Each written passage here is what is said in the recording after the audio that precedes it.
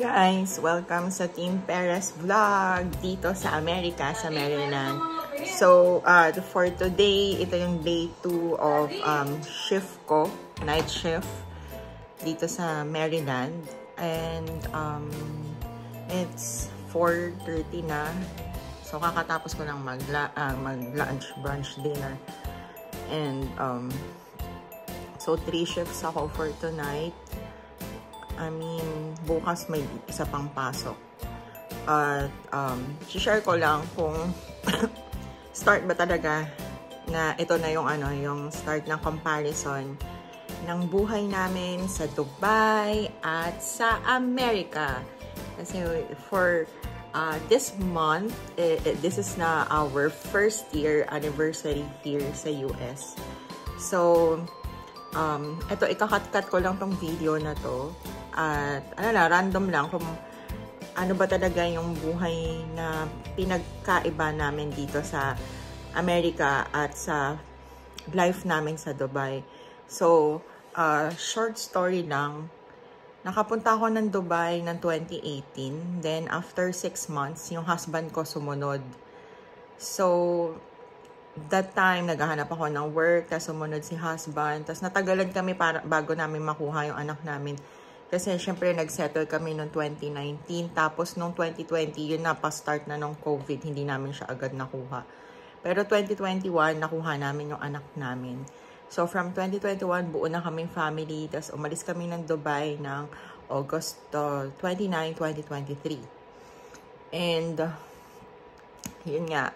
Paano ko ba masasabi, ano ba yung better na life for me after a year? Kasi ito yung pinaka-best time na gagawin ko itong video na to, yung comparison ng Dubai life at Maryland life. Discretion lang. This is my own and our family experience. Wala akong sinasabi na anong best at hindi. Ito lang kung ano saan mas favorable sa family namin. So, una, yung safety namin sa Dubai, masasabi ko talaga at most, never akong kinabahan doon tungkol sa safety namin.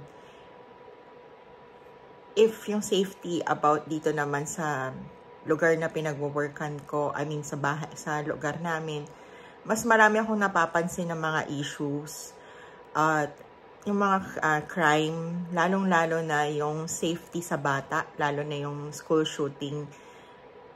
Ewan ko ba, yun yung pinaka nakakatakot para sa isang magulang. Para sa akin na, that's my point of view. So, ang safety sa Dubai ay masasabi kong mas okay siya in compare sa safety dito. Though, mas maraming police presence dito. Mas madali kasi may 911 at mabilis yung action.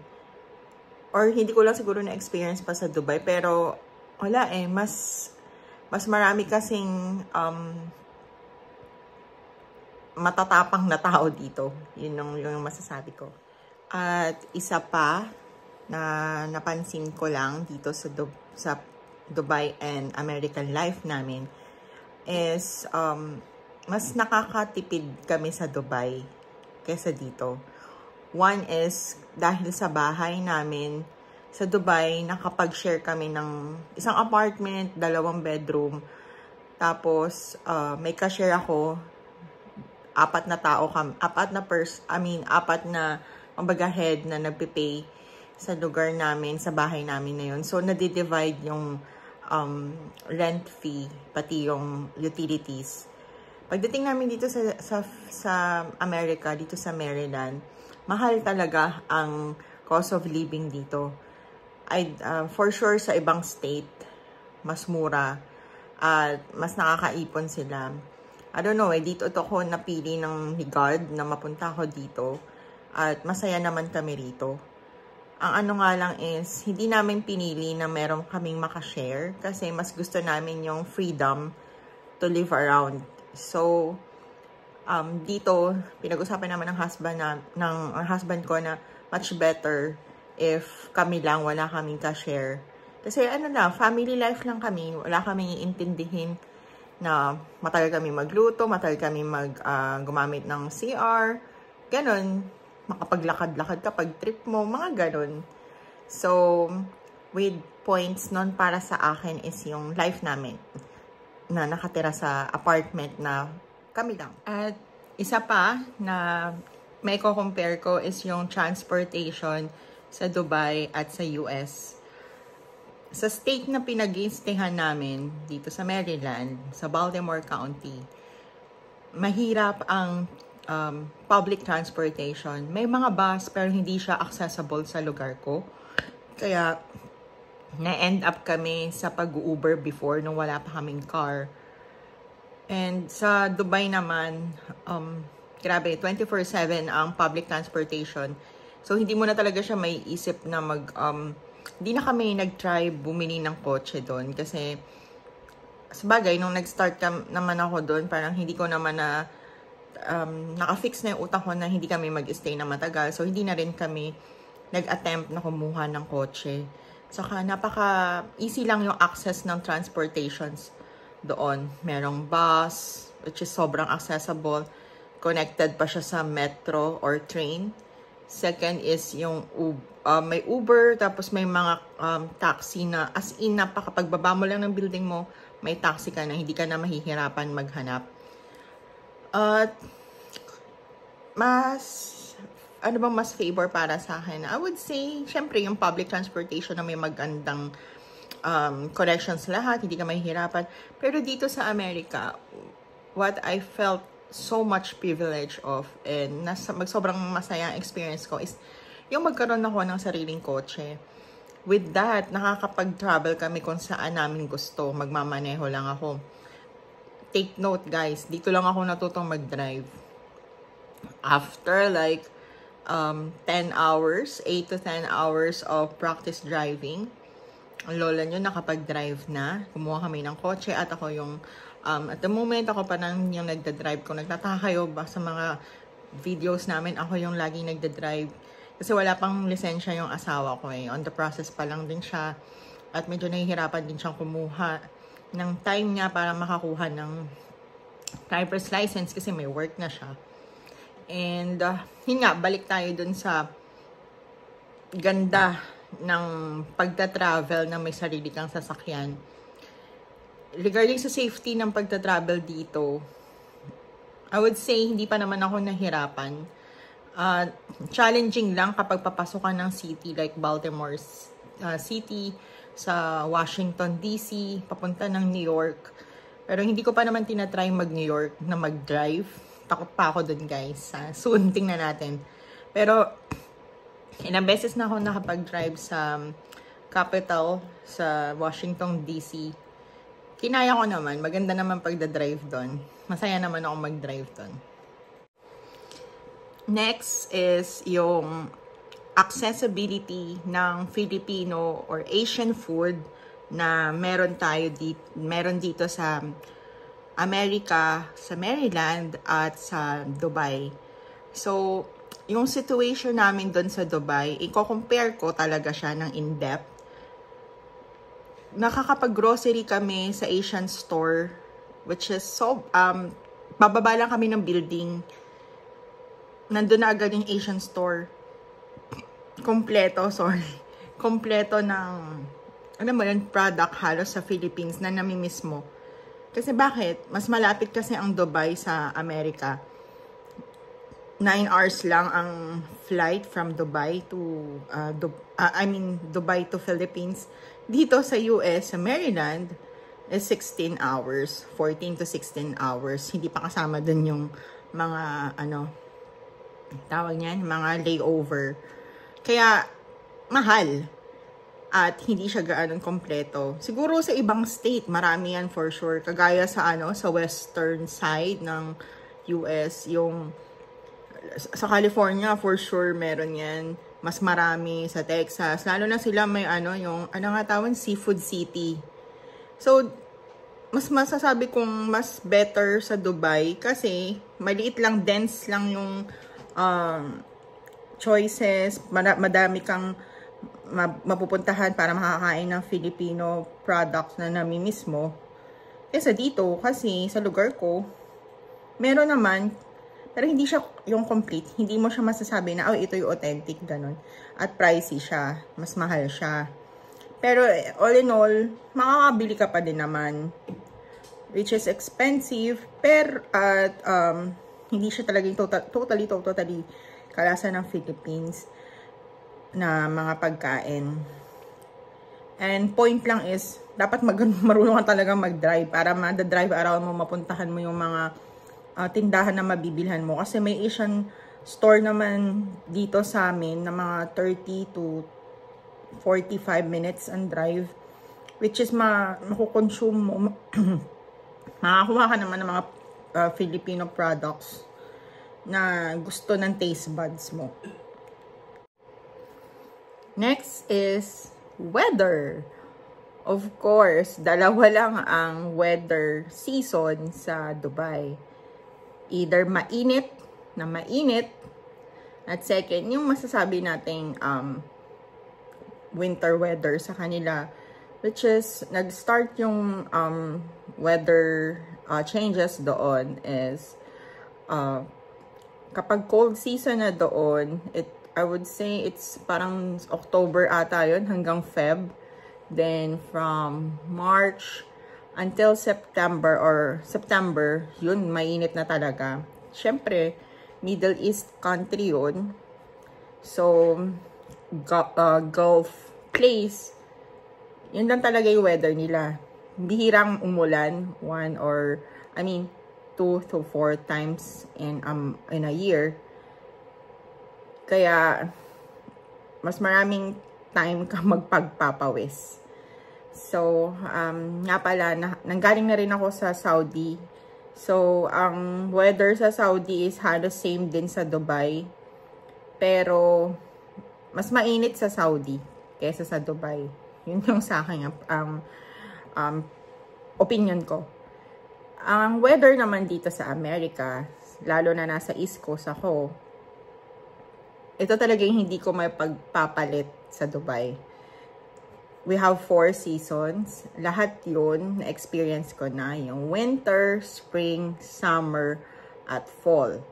Favorite ko is yung fall.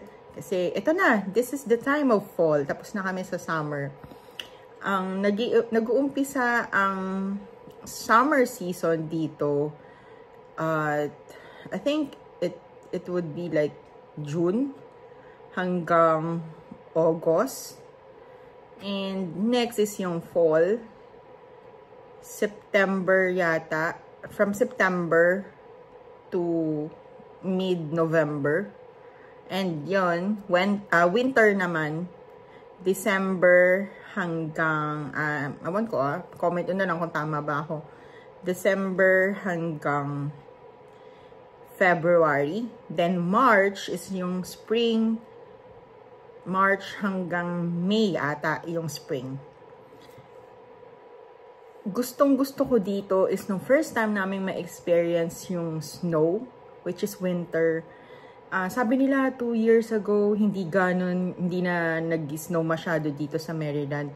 Pero nung dumating kami, parang na-bless kami na bigla siyang nag-snow. So, yun yung kauna-unahan ng family namin maka-experience ng snow, which is sobrang ganda. I think may video clips ako na i-connect dito kung makikita nyo kung paano yung winter season namin na na-experience last this year lang din yun. I think that is January or February na nagka-snow dito. And yun, looking forward sa cold season na naman. Pero, ang downside, kapag malamig na, yun na, flu season. So, huwag kalimutan magpa-vaccine sa mga nandito sa East Coast at sa lahat. Magpa-flu vaccines kayo. And, yun. Next is yung communication apps pagtawag sa Philippines. Siguro, ko-compare ko yun kasi nahirapan ako sa Dubai para lang makausap or matawagan yung family ko, parents namin sa Philippines nung nasa Dubai kami. Kasi, alam mo yun, ano dun eh, stricto sila sa pag-avail mo ng, kailangan mong mag-registered or kumuha ng plan para makatawag ka sa Facebook, Messenger, or sa iba pang mga calling applications.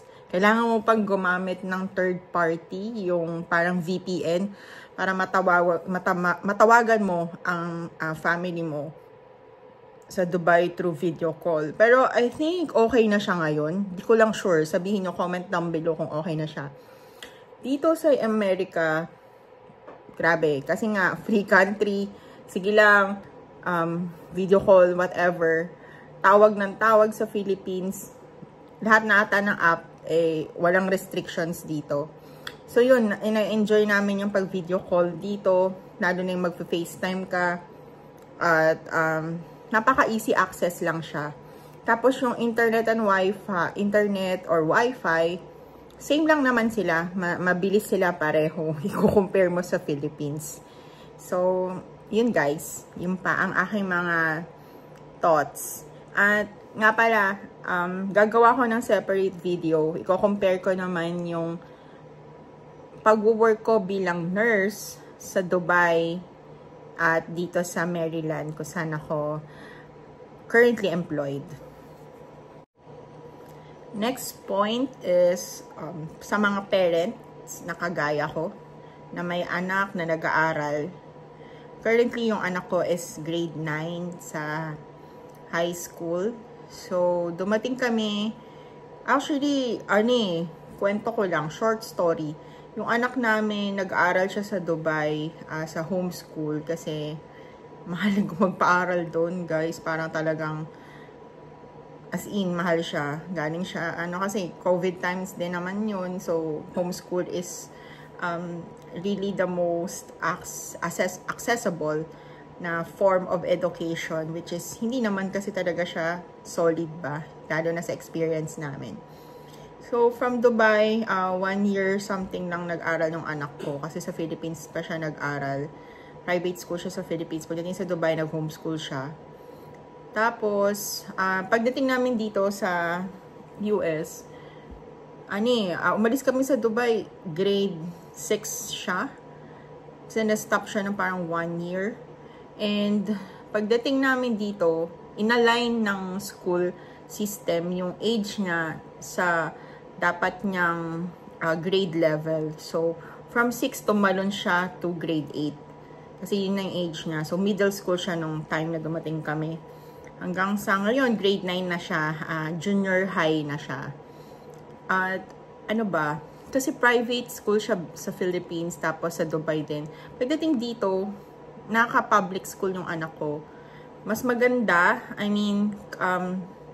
easy enrollment, may mga steps lang na kailangan sundin, at free ang school bus, at well-funded ng government. So, kung i-compare mo ang school dito sa Philippines naman, syempre on top-notch naman dito ang pag-aaral kapag public at public school yung anak mo.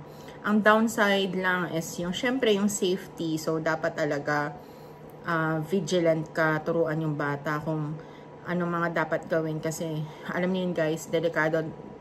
Recently lang maraming mga issue dito sa gun violence. So, yun nga, kasi isa pa, independent yung mga bata dito. At medyo, wild mag-isip. So, tinuturuan namin anak namin kung anong mga dapat gawin. And good boy naman yung anak namin kasi na-follow naman niya kami. And sa school education, maganda dito kasi meron parang libreng laptop from school system na gagamitin ng ginagamit ng mga bata dito. Na yun yung nila, form of education, di na kailangan magdala ng mga libro. And sa state namin, libre yung breakfast and lunch nila dito sa sa school.